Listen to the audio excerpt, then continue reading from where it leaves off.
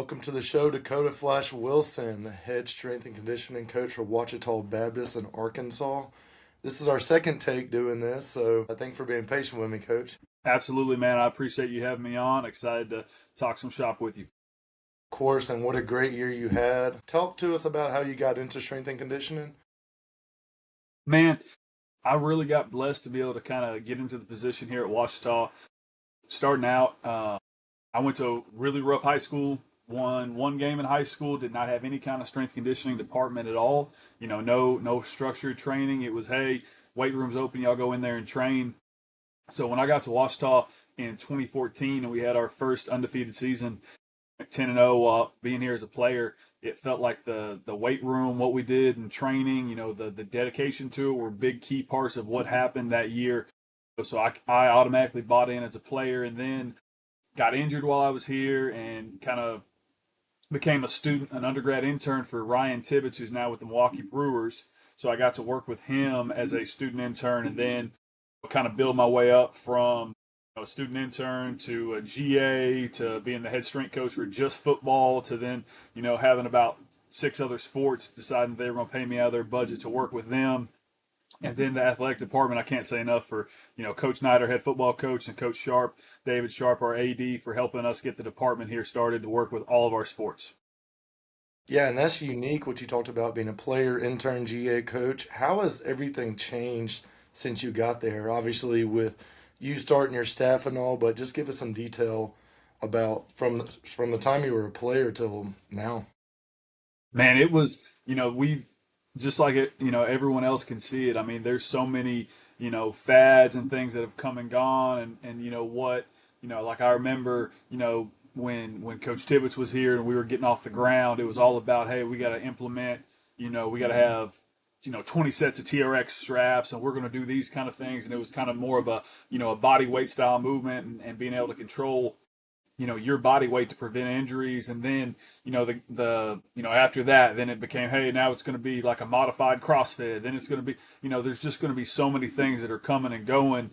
And at the same time, there's still so much of that we do on a day-to-day basis that somebody in the 1970s or 90s was using with the Soviets or with the U.S. Olympic team or wherever it was we stole it from, and we stole it back from somebody else. There's a thousand ways to skin a cat, and you never know when something's going to be the thing that you need that's going to help your team out the most. Course, and I still like to consider myself a young coach. I'm probably getting up there, but even with you, you've probably made a lot of mistakes along the way. What is something that off the top of your head that you looking back at it wish you would have known, or just talk about the mistakes you made along the way from being a young Man, coach? I'd say the biggest one is relationships. I think, getting into it, I thought it was a lot more about the X's and O's. And I think, that first year, 2 years, I got blessed in a way that COVID was really my first year being a full time. So I got a full year of an off season with our team to really kind of get, my feet under me when it came to coaching. And there wasn't a whole lot of anything going on besides everybody being in the weight room training because we couldn't compete. But I wish I wish I had understood back then what I really needed to do, to build that relationship with that kid who absolutely hates the weight room. How to build that relationship with that coach who just thinks, hey, we just need to come in there and squat, bench, and deadlift. I don't know why you're trying to work on sprint mechanics in the off season. Just get them bigger and heavier, and we'll get them faster. However we practice. Being able to build those relationships and get everybody on the same page. I wish I'd done that a little bit, probably better off early in my career, but I think that's probably the biggest thing I wish I had worked on a little bit more. Yeah, and I got a story for you with that too. I started at a junior college at Colin, and before I got there, I was at a high school, and that was like my first college stint. And so when I got there, I had this huge program ready to go, built up. We had some GHD, like hamstring curls, and I had it programmed, and I didn't really notice the weight room. I didn't really, I mean, I looked at the weight room, but I didn't really take it into consideration. And so the first lift, I look up, and there's only one GHD, and there's probably 20 guys waiting in line, and I'm like, holy crap. Like, so that's just a funny mistake I think about a lot is like what works where you're at probably or probably won't work where you're going now, and just kind of understanding like you have to be good with what you're given. Obviously, every weight room and your weight room's super nice too, but you probably have a lot of things that we don't have here at Ferris, and just understanding that there's a lot of pros and cons to everyone's weight room, and just understanding that like everything wasn't efficient and doesn't start out how you want it to off rip. Yeah, man. It's crazy. I mean, there's still, you walk into a lot of places, whether it's private or old school college weight room for some places, and all they got is barbells, benches, and racks. And people come in there, and they're still building championship caliber athletes in places that don't have the prettiest setup or the nicest things going on. But we're blessed to have a great facility. But the thing with me is all about how you implement it. If I know nobody can run my program better than I can. Whatever I put on paper, what our plan is, what our goal is for that cycle, whatever it is we need to do, nobody can beat me at my cycle of what I plan to do with our team. So trying to make sure what we do, whether we don't have enough and we got 10 racks and we got 8 GHRs. If we only got 8 of them, I know I got to program it that way. But at the same time, I can't sit there and pout because I don't have 10 or 12 of them or whatever somebody else down the street has. Yeah, and just knowing that mistakes are going to happen, especially you know, being the director position, like you're going to always think, oh, that could have been done better. This could have been done this way. So um, I've always just told myself what I would tell my younger self is just not to be so hard on myself, and just know that things can be done always better and efficiently, and just don't create a adversity within your mind. Next question I have is talk about your role as a strength conditioning coach at Ouachita. So I'm the director. I work with 5 sports. I work with baseball, football, softball, men's basketball, and women's soccer. I've got two GAs that work with me, split up, and they have 4 sports each to cover our 18 total competing teams and about 500 student athletes. I work within I do those teams and work within my department. Then I work and I manage all of our facilities and have some administrative duties that I work with, a lot of our sports all over campus. Got you. And so talk about your staff, assistants, GAs, interns, and everything you have with that. Yep. So I've got 2 GAs. I've got Bladen Reeves. He played at Texas A&M. Then he interned there and then interned at Washington State this past summer before coming down here to us. And then this is his first semester working with our teams. He works with women's basketball, swim and dive, wrestling, and then I'm drawing a blank, men's soccer. Excuse me. And then Mike Emmett, he's from Colorado State. He interned out there with their football program last year or last couple of years while he was an undergrad. And then he works with our cross country, track and field teams, men's and women's tennis and volleyball team as well. And that's the beauty of being a grad assistant at this level. You get a lot of experience, a lot of hands-on experience.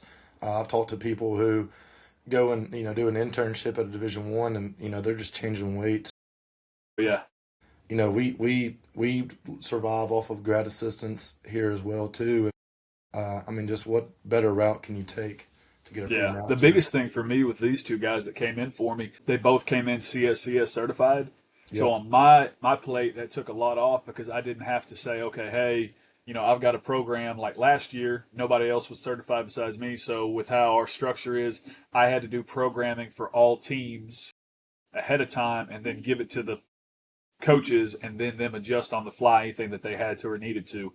So being able to have 2 guys certified has been huge for me. And then I've got 2 interns as well, 3 interns now, but I've got 2 former football players, Daniel Voiles and Isaac Wallace, and then I've got one more intern who's still competing in track and field for me. He's a freshman, Tucker Goodall. So I've got all 3 of those undergrad interns that are doing a great job helping out with football, baseball, and kind of fitting in a few other spots around their schedules. Free shout out. So how do Oh yeah. you go about your hiring process? Like what triggers your mind like, hey, this guy could be a good candidate for Ouachita? Like what makes you think when you're interviewing and talking to these strength coaches that, hey, there's something there with them? Obviously the certification is huge, but Yeah. if you're a young coach listening, like what are some things that you want to hear? Man, the first thing I want to hear is, I want to hear him be humble. I've had a lot of first phone call conversations where I pick the phone up and I'm talking to him, and it's kind of, why am I even interviewing for your position for this? I'd rather go to a big logo school, or maybe I could go somewhere else. And it's one of those where those are the same guys that I know coming up with me that were in the coaching for 2 years, 3 years. I should go here, I should go here, I should go here, and then they're selling insurance or something back home because the fact they couldn't actually be happy with where the grass was for them. So, that's where the first thing for me is humble, then drive. I want to be able to talk to that guy, have him kind of walk through, oh hey, I was interning here, I worked through this, and then they put me in charge of return to player development. Hey, I was working on this, and then I was the guy in charge of all of the lasers when we had our speed day runs. That guy who takes pride in it, where he's not just, yeah, I worked with this guy or that guy, and the one who can get into the nitty gritty of what they were responsible for. And then when I pick the phone up and I call whoever they were working for and I say, hey, he told me he does a lot of the speed work, he does this, he's in charge of the lasers, he's in charge of your return to play, walk me through what he does. And it's not, yeah, I put him over there in the corner so he can just babysit 10 of them because I feel like that was better than him babysitting 8 because he was the best intern I had. But somebody who can actually take charge and have some responsibility and handle it and do what they need to do to perform at a high level. Yeah, and I tell everyone I interview too is like, hey, I don't care about how much you know. If you think you're the know-it-all person in the room, you're already failing, and you haven't set foot on campus. So just someone that's eager to learn and want to be a part of the program, and again, like the certification does matter, but I look for someone who's just hardworking and willing to do Absolutely. whatever it takes for the team because at the end of the day, we're going to coach them how we want to coach them. And I tell everybody, you're going to be better than me by the time you leave. Like you're going to know more than me, plus all the interactions you'll have with tons of other coaches. So Yeah. that's always what I look for as well too. Yeah. And then me and you've had the conversation. I know I'm the dumbest guy who walks in any room I walk into. So I'm counting on bringing in somebody smarter than me and who's going to be able to teach me as much as I'm going to be able to try and teach them anything. Exactly. Yeah. So talk about I don't want to say challenges, but I guess pros and cons of being at the D2 level. What do you like consistently see? What like makes you excited to go to work and I guess the difficulties that it brings too. Man, I'll start with the positives. For me, it's really, it kind of comes back probably a little bit more to Ouachita than it does D2 in some ways, but just the community and the aspect. I mean, this will be year 12 for me in the same place from undergrad all the way through because I got blessed to be in the same college for all that time from intern to undergrad or undergrad to intern to GA to strength coach and then to director. Being able to do that and own that position to be here has been huge and be able to build those kind of relationships with coaches, players, administrators has been great. And I'd say that's one of the biggest positives is, here at Ouachita, we don't have a ton of transfers and crazy stuff like that go on. Like I'm able to have kids where like for football, our recruiting focus is on 4-year guys. Our baseball focus is on 4 and a little bit of JUCO guys. So I get to have relationships with kids for more than, 6 months or 9 months and then they're out of here. So I really love the relationship and getting to know these guys and being able to have build them up and them build me up as well and just kind of help educate me. That's one of the biggest positives. And then, I feel like we have probably the best rivalry ever in the country. Being able to say that there's a school right across the street that, I go for a walk like every Sunday in football season. My routine is I don't drive to work. I walk to work. I walk there and back. And like 2 or 3 weeks out of the year, I know that people start looking at me different when I'm wearing purple walking down the street. Yep. It's one of those very intense, different kind of things that I feel is unique more here than anywhere else in the country. Those are two of the biggest, pros I'd say. And then, challenges wise, obviously, everyone gets into the funding, the money battles, when it comes to NIL, how we're going to recruit this kid, how we're going to do this. Hey, my weight room's not as nice as his weight room. All those different kind of things that you get into. And, we've battled that a whole lot here, especially with getting the department off the ground because no one had a director. So soccer had their own weight room, volleyball had their own weight room, basketball had their own weight room, football had their own weight room, and everybody built them all different for what that one coach wanted. So trying to get it where I can coach football and I can coach my football groups and then not have to remember, crap, I go coach men's basketball, I got to cut half my exercises in half because we don't have GHDs, we don't have safety squat bars or whatever it is that we don't have over there, and try and get that configured where there's a flow and doesn't screw anything up. That's kind of the negatives I really feel like we deal with here, but we're blessed to have a really, really good family atmosphere as a whole university. We don't have a whole lot of energy vampires or negative people where it's bringing you down. Everywhere's going to have somebody that you got not a problem or an issue with, but for us here, it really is like a family, and you get to really get the most. You feel like you get the most out of your department as an athletic department with who you have around you here.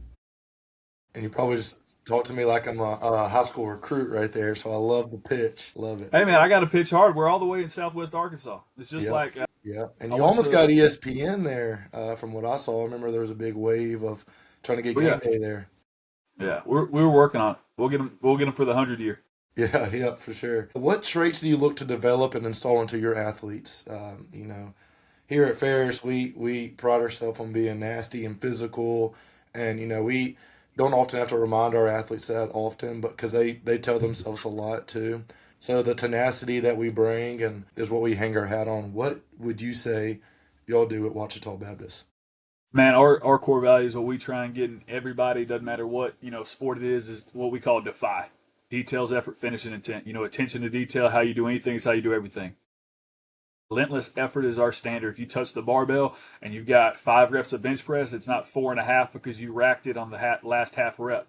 It's a violent punch, it's a violent push, and anything and everything that you do, finishing empty. It's not just about, hey, you need to finish through the line, but it's about understanding not just the goals you set for today of, hey, I got to beat this workout, but I got to beat this workout's butt so I can dominate this week's butt so I can make sure I'm ready to go for spring ball so I can dominate spring ball to go have a great summer. But learning how to set a finish empty mindset where it's everything you got all the time to keep pushing that envelope of what you can achieve. Then intent, me and you both know we've talked a lot about nutrition and all those kind of things with these guys, but how to sleep, how to eat, how to hydrate, how to have your mindset before you walk in the weight room or out to practice or into a game. What are you doing there for your intentionality?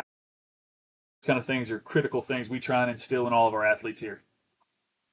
Yep, and a question I'm getting asked a lot now is what is the culture like at Ferris? I hate the word culture because everyone has the best culture if you asking, you know what I mean? So I guess the question is I'm asking is what is the culture or like what makes your team different from other teams? Like what are you telling your athletes and what are they doing that really stands out to you that you can really brag on them about?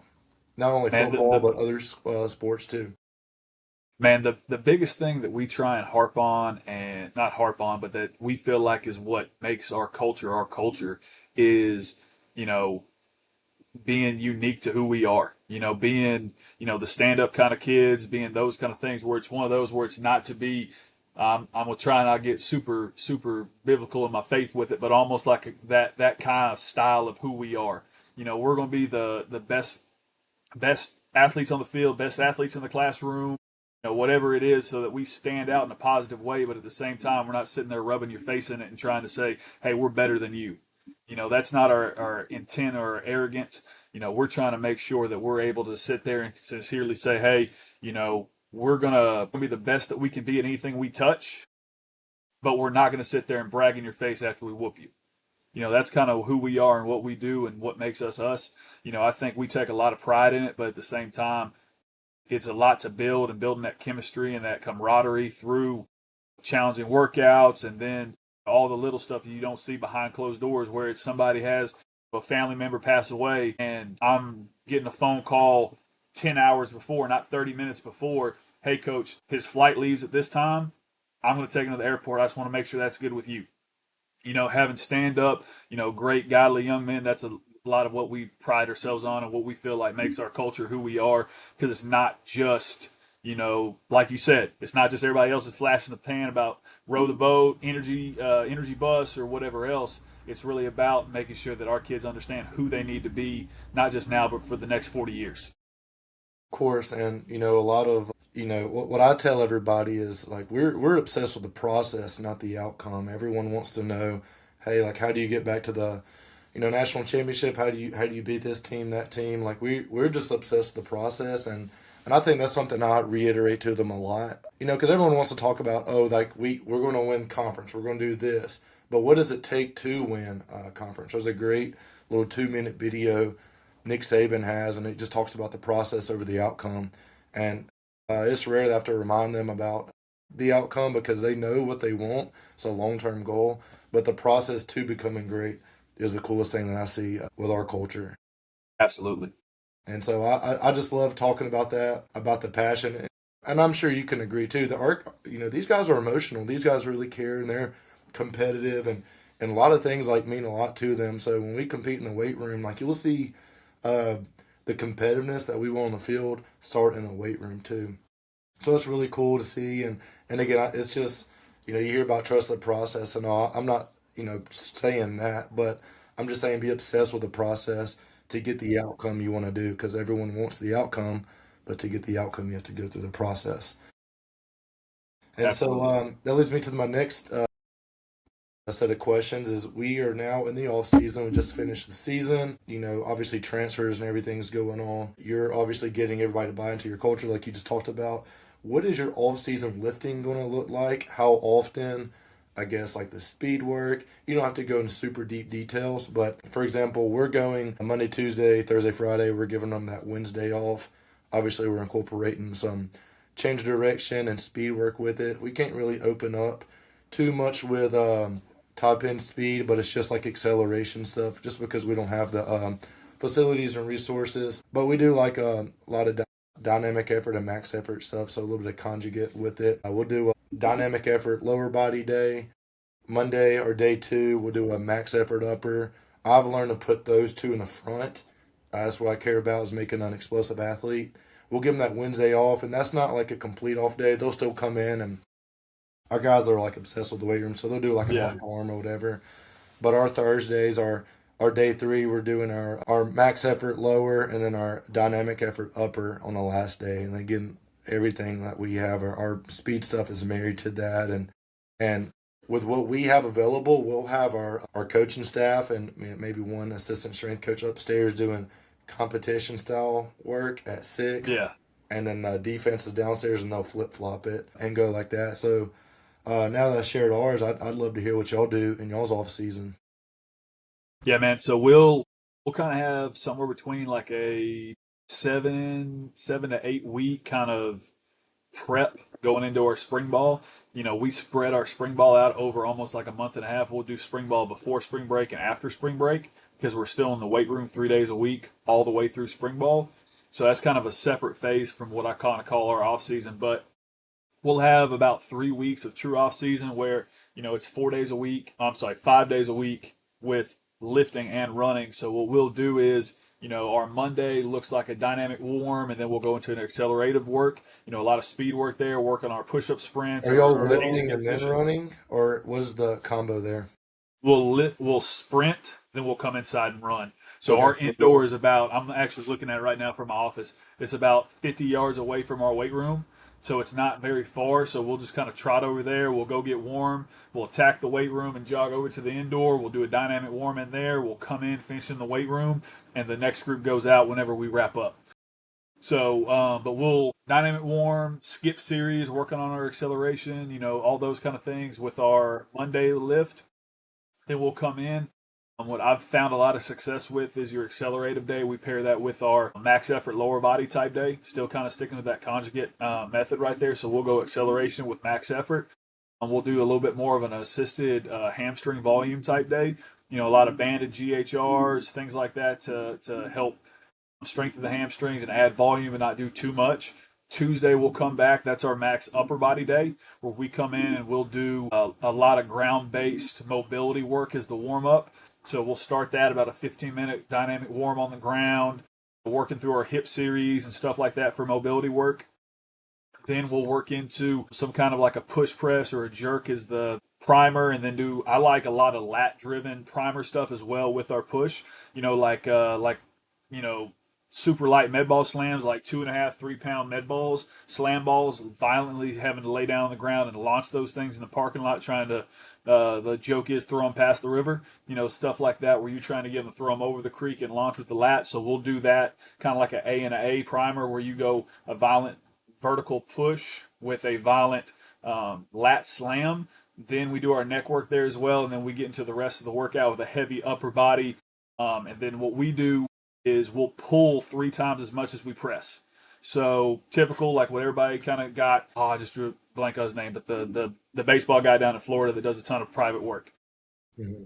Not Demarco, but somebody else. So, but we'll three to one. So if we do 200 reps of press across the entire week. When it comes to bench press, military press, Arnold press, whatever we're doing, we'll do. We did 200, so we'll do 600 reps of pulls. So what I do is I try and break those up into the three sectors for the back of what I feel like we need to do. So that would be 200 reps of horizontal pulls, 200 reps of a vertical pull, and then 200 reps of a trap variation type pull. And then that's not counting any kind of rear delt, band pull apart, all those kind of reps that we have worked in naturally as well. But so we'll pull Monday, Tuesday, Thursday, Friday, and we'll push mainly on Tuesday, Friday. That way our volume's built in, scattered out throughout the week. Because I mean, for us, I mean, if you're doing a heavy squat, there's nothing wrong with doing, a weighted chin up or something like that for that spinal decompression as well. So then the first 3 weeks of our off season, we'll go Wednesday. We call those Wednesday morning ambushes. So I looked it up. Everybody's got like whatever you call like a pack of wolves is a pack. Tigers is called an ambush. So that's how we kind of came up with it. So whenever we come back, we have 2 group runs in the morning. So it's like skill, mid skill, then OLDL specialists, and they'll come in there, and it's kind of it's a bastardized version of like the 10 by 10 protocol for hamstrings, where you're coming in, you're doing, roughly 10-yard sprints, and we're grading attention to detail and finish on those. If you can't run 10 yards with full speed effort, we're not grading that. We want to see, right foot up, boom. Is your right foot up, or did you relax on the drill? Little things like that where it's just popping through it. So we'll do that, and we'll work through, kind of go like 10, 15, 20 over a 3-week period to make sure our hamstrings are primed before we go into the next phase. So we'll work through those and kind of have some rests broken up in there based on, hey, if we bomb it today and we got one guy who's blowing the drill up, here's what our rest will look like. If we're going to be on time and boom, boom, boom, boom, boom, boom, boy, we kind of got checks and balances. Then we'll finish that up with an agility competition. So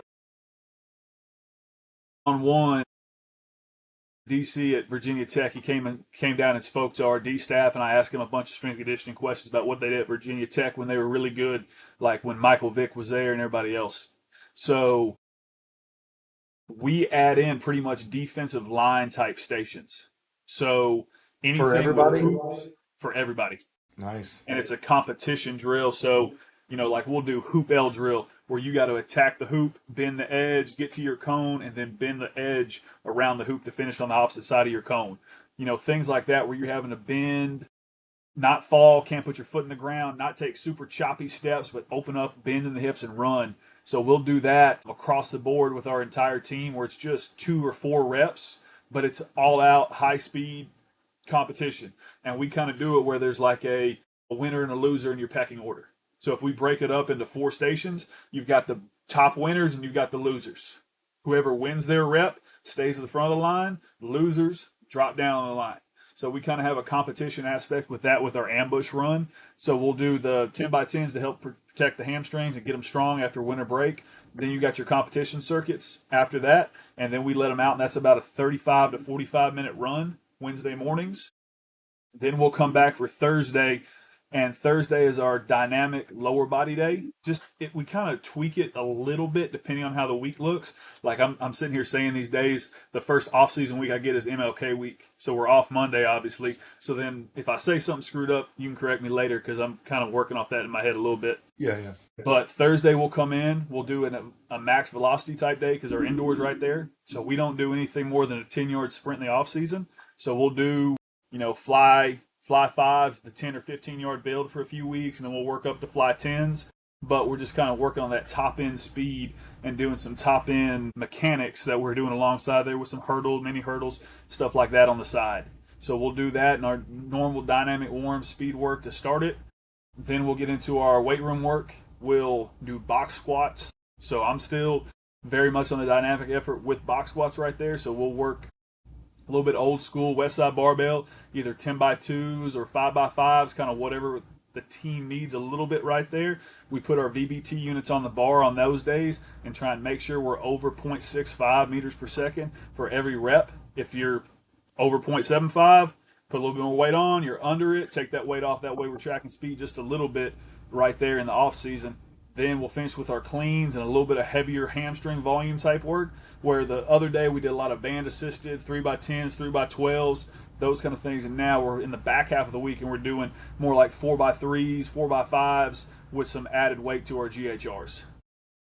And I love the volume. I'm a big volume guy as well too, and sounds like we do a lot of the same stuff. We just don't have the VBT stuff like you do. And that's the next question I was going to ask is how much data do you keep and what do you like value in the off season? Now, obviously in seasons, everything's completely different, but Yeah. what data is like top priority to you? So the biggest couple things we'll do is we have lasers, so we use those for some, not really the accelerative sprints. I like the competition aspect of it a little bit better with reaction time What and those lasers kind do of y'all things. have? So we've got Dasher Blue. I've got one set of Dasher Blue, so we don't use them a ton. So we'll use them like every 3 or 4 weeks to just kind of get a gauge. So like we'll semi test in with them, and then we just kind of touch base with them. We'll still run the same drills, but then kind of on our deload week, whenever our volume drops a little bit right there, we put that back in there to test, just so we can see based on our schedule and our spring season and everything. We don't ever really do a true deload where we take weight completely off their back. What we'll do is just kind of drop and go straight meat potatoes and do a lot of yoga. Like we'll go from 10 sets of threes on box squat. We'll drop down to where we do 6 sets of two, and then power clean, same thing. You go from 6 sets to 3 or 4 sets, and then you're finishing the workout with a whole lot of yoga and rollout stuff because I'm big on the DT body tempering rollers. So we'll spend whatever that deload type week is for us, 15, 20 minutes just letting the guys roll each other out, working on the calves, hamstrings, IT bands, and just doing a really structured rollout for the guys to get a lot of recovery work in. So that's kind of what we do. And then technology wise, the biggest thing I'm tracking is I want to see the speed, make sure that we're not just falling off because that's the thing. As long as we're within, 10, 15% of what it was we were before, then I feel like we're still making progress and going where we need to go. Because you can't sit there and say, hey, everyone's going to run a top day on their top day. You don't know who is battling through a stomach virus. Because I did that early in my career where we got some data and I'm like, man, we're 4 weeks into the cycle and everybody jumped a half inch shorter this day or that day, and I'm not factoring in the fact they also did 7-on-7 the day before that I didn't program or plan. So it's like, man, just keep trust, just like you said, trust your process. You know what's going to be the outcome, but just tracking those things where you can make sure that you're not seeing a 25-30% drop off where you need to re-look at something or check in on a kid and say, hey, what's going on with you? So that's kind of what we look at as our speed numbers about every 3 to 4 weeks. We vertical jump test probably every week, and I roughly keep up with those just to make sure we don't have anything crazy going on. If you jump a 30-inch vert the week before and you jump a 26 or a 27, I'm not going to say anything to you. I'm just going to make sure I double check and watch your bar speed and make sure you're not overloading yourself on that dynamic day for me. So that's kind of what we do off season wise. And then we track more of the, like me and you talked before the podcast about, keeping up with your normal weight, your body weight, those kind of things. And then that's just the checks and balances for me where it's like, hey, I've got something that's just way out of the normal way out there. I need to go back through and double check it. Yep. And you probably said it before, but finishing up the off season, what is your top priority at the end of the day? What are you trying to achieve with your guys? So with our off season, the biggest thing I'm trying to achieve is the way ours is set up. We got 3 weeks of off season before we get into like a mat drill phase almost for 3 weeks. So I've got to make sure we're in shape and ready to go for that. So trying to make sure, number one, we protect our players. Availability is the best ability you can ever have in college athletics. So make sure we protect the soft tissue injuries, don't have any kind of problems with those kind of things. That's the first thing we look at and what we try and do. Then the next thing is bigger, stronger, and then just making sure we're touching on speed. And this is the most time I get with them through the year to run them, which is Monday, Wednesday, Thursday, really. So those 3 days, I get a lot of time to sit there and say, hey, man, I think we really need to work on your A-skip technique because you don't understand how to pull your toe up. And I can slow it down a little bit more because I've also got interns. I got my GAs here. I've got more help than I do any other time of the year to really sit there and dive into it and make sure we perfect it. Then the other day of the week we do is Friday. So we'll do like an upper body dynamic effort day. And then the other side of that is we'll flip and we'll go a competition in our indoor. Just some kind of challenge those Fridays, kind of like what you were talking about, what y'all do. We do a little bit more strongman race type stuff, prowler pushes, plate pushes, Mhm. farmers walk races, all those kind of things competing against each other. And we keep up with points. We call them purple and black challenge. That's good. You talked about spring ball, getting up into it. What I love what we do at Ferris is our like established guys. They're not really like fully competing and doing spring ball. So we'll have like our guys who played a lot of snaps for this year. Hey, and it comes from the head guy too, not just from me. Mm-hmm. So this is why I love it. Our head coach will be like, hey, you're focused on the weight room. You got to develop more in there. Like, obviously, there's stuff we can do on the field to develop you, but if you want to be great, you got to be super strong. So that's one thing I love that we do about spring ball. Um, it's just 6 months where they can just truly lift. And then we'll go into the summer. How does your summer change from your off season lifting from January to April? So the biggest thing, what we did last year, I played around with a couple of different models. I really liked what we did last year. I did more of a Monday, Wednesday, Friday high CNS, low CNS model. So Monday, Wednesday, Friday, we would come in, we would do sprint work those 3 days of the week. Monday was acceleration, Wednesday was max velocity, and then Friday I had the guys bucketed based off a center mass jump to tell me if they needed to work more velocity or more acceleration work. So that's what decided what sprints they ran on Friday, whether it was more push-up sprints versus fly sprints. So that's kind of how we did Monday, Wednesday, Friday. Then Tuesday, Thursday were our, and then Monday, Wednesday, Friday we also did an Olympic variation. Wednesday was more of our upper body day. Monday, Friday were more max effort, dynamic effort type days where you have your lower body mixed in, sprinkled in. And then Tuesday, Thursday was our arm farm, our monster back, our shoulder primer, all those kind of things for a lot of that, our core circuits. And then we would do our agility conditioning days those days. So we would be working, kind of like those drills I talked about, the figure eights, the reaction drills, anything like that when it came to races, competition, cat and mouse, working 5 to 7 seconds of rest to 30 to 40 seconds of rest and just repeating those over and over. And then we did a lot of work capacity work as well that day. So like you talked about volume, we got up to like 2 sets of 25 on band assisted GHRs.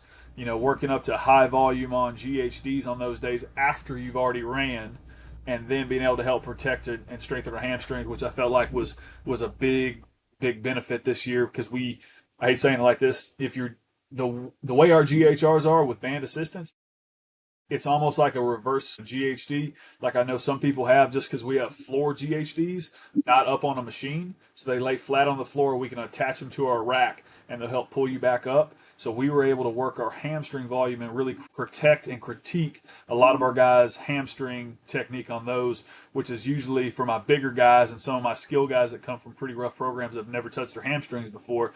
It helped a whole lot there. And then in the summer, obviously, conditioning is important. It becomes a priority. I don't want to say less weight room, but more on the field stuff is more prevalent. How do you Absolutely. decide like how much conditioning is enough? What point are you pulling back? What point are you starting? I guess just talk about the running y'all do in the summer to prepare for. So we've had a couple different things we've done. We felt really good about keeping weight on this past year. This is probably the first year since I've been here that we've been able to keep our offensive line over 290, over 295, somewhere in there pretty much for the majority of the season. So for us, that was a pretty big deal. So what we did was we had consistent conditioning, but primarily inside all the way up until July. So we would run Monday, Wednesday, Friday. That'd all be outside in our indoor, anything like that. But then Tuesday, Thursday, those aerobic circuits or anything like that we were doing, they were on assault bikes. They were Tabatas inside. They were stuff like that was inside where you weren't losing a ton of water weight like how we do down here in Southwest Arkansas, where it worked out really good for me in June because half the time I can't even take the guys outside half the time anyway.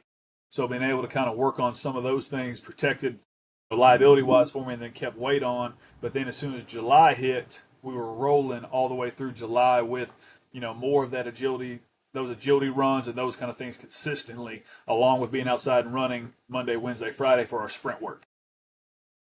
And then everyone's favorite topic is the in-season lifting. What are you doing to prioritize? You said availability. I truly believe in that too. I think it's less where I saw a tweet one time. It says, "Hey, coach, we." It was a strength coach talking to a head coach, and it was like obviously a tweet. It says, "We have 6 guys that could squat over 500," and it's like, "Well, how many games did you win?" Yep. It was a low number. Obviously, being available is the best ability, like you talked about. Talk about your in-season philosophy and your approach. So I'd like to say our approach is kind of a version of microdosing. So what we do is we lift Monday through Thursday. Monday's our alignment lift. Primarily, we always are going to play, Saturdays in our league. We'll play a couple Thursday games, and the way our head coach has it structured, if we play on Thursday, we're off Friday, Saturday, and Sunday. So we never come in the building on Sundays because of the fact I know a lot of places like Monday is your lab day, and a lot of people practice Sunday, have Monday off. We have labs Monday, Tuesday, Wednesday, Thursday. So there's no point in us trying to say, hey, Monday, we'll change it up because we have the same issue Tuesday, Wednesday, Thursday for our guys. So we have Sunday completely off.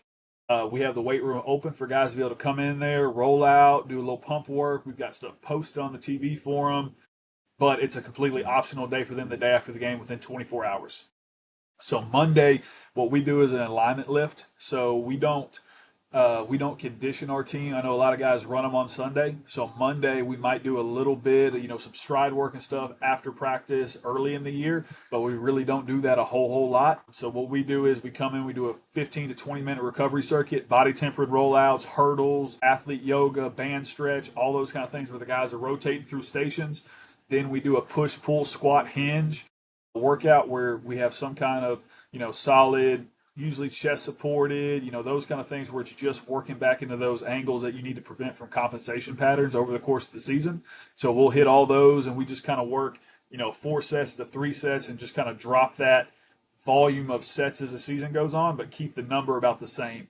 So if we had 4 sets of six, in August, or September, whenever we get down into, late October, November, we're looking at 2 sets, 2 sets of 10. So we're still getting the same overall volume, but that weight naturally drops where they don't feel like they're having to pick up something as heavy, but we're still getting a lot of great pump, a lot of great volume, protecting their body.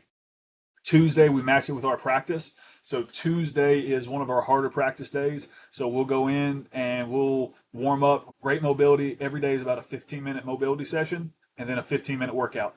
So Tuesday, we'll come in and we'll do cleans, Hatfield squat or Hatfield split squat. Track that with VBT, and we'll start the workout doing a vertical jump where I can look at your numbers. So that vertical jump I do on Tuesday and Wednesday we've got those OVR bars, so we're able to just pop through those super fast, and the guys do that as part of their warm up on clean. So if you jumped a 30-inch vertical the week before and you jump anything lower than two or anything more than 2 inches lower, so if you jumped a 27.8 or a 27 and a half, I'm automatically cutting your sets and reps in half that day. So like if you do that in your warm up and you drop more than more than 2 inches for a O line, D line, 3 inches for a skill guy, I'm automatically going to cut your sets and reps in half. So if we had 4 sets of six, you're doing 2 sets of three. That's what we do, and that's how we do it. You're still hitting the same speed thresholds of what you need, but we feel like that's helped keep our guys healthy and protect them right there. Then Hatfield squat, tracking that with VBT to make sure within our speed threshold. So what we do, because of we don't have a bye week in our conference, so we go 11 games straight, one after the other. So we'll go 0.65 to 0.70, 0.70 to 0.75, 0.75 to 0.80, and then we start the cycle back over, and we'll just track that. We keep the movement very, very similar. The only thing we do is we kind of change range of motion as we get later in the season. I don't have to harp on guys once we get into week 5, week 6, week 7. I'm not pushing some of those older guys to go all the way down quite to 90. I'm like, hey, I don't want you to quarter squat, but I want you to third way down kind of squat and really put that output in. We're getting our bending, our movement in really on Monday. So what I'm trying to touch is that power speed output on those Tuesdays. Then Wednesday we'll come back in early in the season, especially. We'll do a lot of our fly work there. We split our team this year. So our O line and our D line stayed inside and did like a push up sprint or a kneeling sprint in our weight room, do a little bit of accelerative, 1 or 2 reps. Skill guys went to our indoor and ran fly fives or fly tens as the season went on. So we did it that way for our speed work, and then it was an upper body day after that with uh, bench press early in the season, working toward board press, same kind of thing as the Hatfield squat, where we lessen that range of motion as you get later in the season, and then some arm farm and trap work after that. And then Thursday is the only day that kind of changes, not quite week to week, but early in the season, it's kind of a primer day. We're still in pads. We got some team speed going on. So we're on, tsunami bars. We're on the jammers. We're doing something like that where it's some kind of a violent hip to hand type press and pop. Then as we get, and then, a trap bar jump, something like that. That's just going to be a CNS stimulant for what they're doing at practice that day. Then later in the season, when we go to more of a walkthrough on Thursday, we'll match that same thing, and we're going to get a great recovery yoga stretch and just a little bit of upper back and arm farm work, just to kind of make sure we're matching. That's the biggest thing we do is if practice is going to be this, we're going to match that with what we do. If Monday we're coming out, we're going high speed, we do something like Tuesday, Wednesday on Monday, and then kind of let Tuesday or Wednesday be more of that recovery type day. Beautiful. And, we kind of do, I guess, the opposite where we go Sunday. We'll do like more, and it's really cool because it's like, again, coming from the head guy, it's like, hey, y'all will be there. We'll do like an offense, defense, and then like, which I meant to ask you, we'll do offense, defense, and then development guys. What is the time slots y'all go whenever y'all lift? So we've kind of flipped around our Devo guys a little bit year to year because some years our position coaches are like, hey, I need the meeting space. I want you to work with them. And sometimes it's, hey, we want these guys in meetings, so you got to find another time. So sometimes we'll go early with them. Sometimes it's right before practice. So it But they're just kind still of separated. Is they're still the separate. They've still got a plan that's separate from them. But so what we do, and this is probably semi weird, I think we talked about it before, but so we do 30-minute lifts and we'll work out Monday through Thursday. And I don't have a weight group before 7 a.m. unless you're in the depot. Yeah. So we'll go 8, 9, 10, 11, 1 on Mondays and Wednesdays. And it's 8, 9, 11, 1 on Tuesday, Thursday because we got chapel. Gotcha. Oh yeah, and that's a big thing. I forgot. I totally forgot Yeah. about that. But we'll go Sundays. We'll go right before meetings, and I think the reason is just to get the guys sweating and moving a lot. Coach has like a meeting right after, so while the meetings go on, we'll have our development guys lifting, and again, just kind of giving them space and room for those guys that play. We'll go Monday off. Tuesday we'll lift again. It's more of a total body. Our Sundays are actually more lower body dominant. Total body, but there's a lot more lower body in that than anything. And since I've been doing that, we've had a lot less injuries. Not that I've had them a lot before, but I've definitely seen a difference doing that in these past 3 or 4 years that I've been doing it. And then we'll give them Wednesday off, and again we'll go back Thursday, and it's like you said, a lot of explosive like med ball, like banded stuff. Just trying to get like a sweat in more than anything, and that's optional. It's open, Yeah. and we have over 80% of the team that will show up to that. The development guys will still be going, Sunday, Tuesday, Wednesday. I mean, they're in there almost every day with me. Yeah. So we have we call them the gulag, and it's like a Yeah. Russian prison. And it's funny because in Call of Duty, if you get, killed, and they Yeah. came up with the term, if you get killed in Call of Duty, it's one-on-one, and you get like Yeah. one bullet. If you make it out of the gulag, you get to go back up to the big league. So they all they all say they're gulag made, and Yeah. it's cool because that's the kind of culture we have. Is Yeah. they want to be in that, and I'm sure you can say the same thing for yours. But next question about in season is: are you keeping the formula the same year round? Like you talked about how you're doing the Hatfield squats, that day. Are you keeping that like throughout the year, or is that just like a once, every? For example, we have like 5 lifts we'll do. Like we'll have a that way we have enough variety for the guys. So we'll do like a Sunday lift and a Tuesday, and there's 5 lifts that they'll do on Sunday, and it's still like a front squat, back squat. It's still some sort of squat with it, whether we do like chains on there, and I let them pick the weight, and then even on Tuesday when we do like a pressing dominant day, we'll do like a close grip day, a regular bench, a Swiss bar. So what I'm trying to say is we keep the same formula, do the same things. It's just kind of like moved a little bit, and we're keeping the same formula. Is that the same thing you're doing, or are you going week to week, kind of seeing what the guys need and all? I'd say our main movements aren't changing a whole lot. Like once we get into camp, because of our numbers and everything, we'll primarily do trap bar and we'll track DBT that way. Whenever we kind of make that split and it's like, hey, Debo guys, non-Debo guys, then we'll move into Hatfield stuff because I just don't feel great about a freshman that I haven't seen because our summer is optional, even though we got about 95% of our guys here and we work Hatfields in the summer just so we're familiar with the exercise before we get into season. Yeah. But still, we got a transfer that comes right before camp. You've got a freshman that's never lifted before, even after working through that. I don't want to put him in a rack trying to do that in camp whenever there's so much going on. But like Hatfield, we'll keep it pretty much the entire season. We'll keep it the same. The only thing we do is like if I've got a guy who has, like a trap, tightness, shoulder, I've got some guys who swear that their shoulders feel terrible when they do a Hatfield squat. I feel like it's probably a little bit of mentality, and I'm like, okay, hey, let's go ahead and go trap bar deadlift or let's go leg press and Yeah, just keep that speed the same. So we kind of have a little bit of variety there for guys who need it. And then that way, if you got an upper or lower body injury, those kind of things, you can still be progressing and checking that box that you need. So we'll do that. But then Monday, I'd say, is the day I sit there and I say, okay, hey, look at the injury report. Hey, we got, 3 guys in low back tightness, one guy with, a hip flexor, whatever it is that's tight. What are we needing to address in that Monday workout for the recovery work, for the volume, for the pump work, for the hips, for the hamstrings, for the lower body, whatever it is we need to do there. And then, maybe Tuesday, Wednesday, like if we've got, like we did a lot better job punching the ball out this past year, but I feel like that we were reaching so much and trying to do that in years past. We had to up some of our rear delt type volume than what we'd done in the years the before that. shoulders.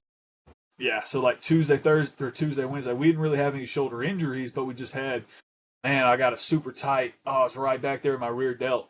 So doing a lot more pump work, we would kind of throw that in and alternate it Tuesday, Wednesdays, based off what the guys were saying. Were they tight in their traps? Were they tight more in their upper back? Was it their lats tight? Whatever it was, we just kind of tweaked those Tuesday, Wednesday pump session work at the end. We would tweak those, and then Thursday's the day we're matching with practice and just saying, hey, this is what the team's doing. This is what we need to do to be explosive, or the team's kind of walking through today. Now let's get a lot of recovery work in on whatever the guys say that they need. Beautiful. And so I have one more question, and I'd like to do some rapid fire after that Yeah. and change it up on you. We always talk about, and it is halfway through the off season for us right now, but we always want our guys to develop. And so, like a question I'm gonna start asking every strength coach that we have on here is how have you developed this off season? Like, what have you done to maybe up your game? Obviously, reading and stuff, talking to people, but what is the approach you've had this off season to develop yourself? So the first thing I'd say is this is what I do every year. Probably the second time I've talked about it today, but Kurt Hester, rants and ravings of a strength conditioning madman. That's my, I hate to say, get into off-season planning mindset. So like I start reading that as soon as I sit down, like I sat down this morning and I read it over the weekend, and I read through that book page to page, go over what I highlighted before, look at those kind of things as it's a little bit starting the new year and it's starting the off season. What I need to do to make sure we're ready to go when it comes to holding a standard, understanding how to connect to the guys, building a relationship not only with them but with the coaches. So I do that every single year as part of my prep. But something different I did this year, like I called probably about 15, 20 coaches for an hour or more. I felt like I was a little bit more diligent with, reaching out via phone call and having 2 hour long conversations with a lot of coaches and kind of listening and just bouncing ideas off. Not, and I hate saying wasn't quite so much about the off season, but it was, what worked and what didn't work for them in the season, because I'd already kind of had some of those off-season conversations, so I could kind Yeah, of look back and say, hey, I talked to him about that, and then they seemed to struggle in this area, or maybe they really succeeded here and they worked on this in the off-season. So now I'm kind of, because obviously everybody's excited about what they're going to be talking about in the off-season. I'm jacked up. We just got these new units. We got new speed. We got new lasers. We're going to do this different. Everybody's excited whether they went 0-10 or 10-0. But then what did they do the year before that made them go 10-0 or 0-10? So that I could kind of talk through what they felt like was good and bad and what they had talked about in the past whenever I saw them at CSCCA or whenever I talked to them before that. and I love that because that's what I've done too is just reaching out to other coaches and uh, just getting feedback. Feedback is probably the best thing you can get as a coach. Like obviously, everyone thinks their stuff is the best thing, but when you can really sit out and reach and humbly ask coaches, I mean that's huge. That's big. But And, yeah. and again, I've done that too a lot this year too from talking to you and other guys. So next and last section I have is some rapid fire, so you can keep it as short as you want. And it's just some fun questions. And first one is, what's your favorite lift to coach? Favorite lift to coach is power clean. Least favorite lift to coach? GHRs. Most overrated training trend, or even a diet. Ooh, I'm gonna say TRX bands. Agree. I like that. Best coaching advice you've ever received. Be the thermostat, not the thermometer. Yeah. Dom always says we're like the thermostat. As soon as the thermostat's broken, the AC goes off, everybody blames us, but it's a little shout out there. One book or article every coach should read, and you probably said it already. Kurt Hessler's book. Yeah, yeah, I'll stick with that one. All right, if you weren't a strength coach, what would you be doing?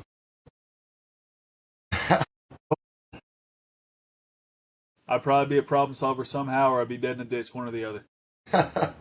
That's good. And then last question, I'm taking it from Bussin' with the Boys because I've started listening to that and coaches talk lately. But it's what is something you do anything for? Say that one more time.